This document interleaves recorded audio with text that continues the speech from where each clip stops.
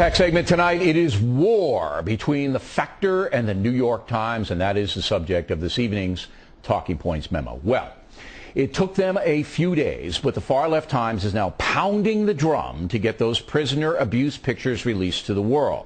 In its lead editorial Sunday, the paper wrote, quote, "Just as Mr. Obama was wrong to reverse field on the military tribunals, he was wrong to do so on the release of the photograph showing American soldiers abusing prisoners. These pictures will come out through the courts or through the press. It is better for those same soldiers for Mr. Obama to release them." Of course, that is insane. Just about every military advisor in the Obama administration knows that, which is why the president acceded to their wishes. Any abuse pictures will harm the American military. Is the Times crazy? No, it has a plan. The New York Times simply wants another trumped-up scandal it can blame on Bush in order to further damage the Republican Party. The loony paper could not care less about the safety of American forces. It is time for American vets to get involved here. You guys have power. You can confront organizations like the Times and NBC News, which are pushing to have the pictures released. I hope American veterans will stand up for their comrades in the field. We'll have more on that on Wednesday. And then there is the Obama-Acorn connection. Listen to this. There are allegations that the Times killed a story last fall before the election connecting the Obama campaign to Acorn, which is currently under investigation in 14 states for various campaign illegalities. On April 1st, we reported this. Last fall, before Election Day, the New York Times was investigating Acorn's ties to the Obama campaign. The Times reporter on the story, Stephanie Strom, called one of her sources and said this. Hi, Anita. It's Stephanie. I have just been asked by my bosses to stand down. They want me to hold off on coming to Washington. Sorry, I take my orders from higher up sometimes.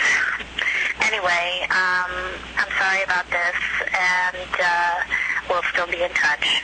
Take care, and let me know if there's anything I can do to help you. Take care. Bye-bye. Well, that obviously embarrassed the New York Times, causing its ombudsman to swing into action. Clark Hoyt began his investigation. He called us. We gave him the information he asked for. Then yesterday, Hoyt wrote this, quote, "O'Reilly played part of a voicemail message from Stephanie Strom to Anita Moncrief canceling their appointment, but did not tell his viewers that he had deleted the reason. The article running the next day spelling out Acorn's partisanship problems. Hoyt implying that I misled you. Of course, that is a blatant lie. Immediately after playing the audio tape, I told you this." To be fair, the Times did run a story before the election about Acorn's partisan approach, but stopped there. So Hoyt writes, "I didn't tell you about the article I told you about." Is the guy nuts? Am I in the twilight zone here? As far as what was edited for Time, which is done every day, here it is. We're running a story tonight for tomorrow that pretty well lays out the partisanship problems that Project Vote may have based on a report that I got. So they think that that's going to that's going to be the story about the partisanship issue. Which, of course, is what I just said on camera in front of millions. Now, we asked Hoyt to come on the program tonight. Of course, he's hiding under his desk. How could he possibly defend his lies? How could he defend them? Now, still don't believe me? Well, there's an email from Times reporter Strom to Miss Moncrief that says, quote, "I'm also onto the Obama connection. Sadly, would love to have the donor list. As for helping the Republicans, they're already on to this like white on rice. Sigh." Well, that sounds objective, doesn't it?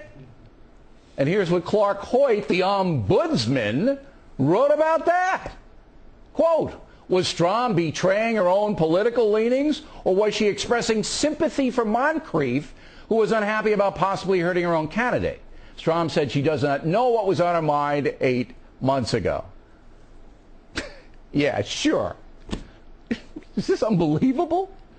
The New York Times is a dishonest publication in business to promote a far-left point of view. They wanted Obama elected. They weren't going to run the story. Strong evidence suggests the paper killed the story, linking Acorn to some Obama people. Instead, they ran a general piece stating Acorn has a left-wing bias, knowing that story would be ignored, while the Obama connection would have been huge. This, ladies and gentlemen, is called media corruption. And that's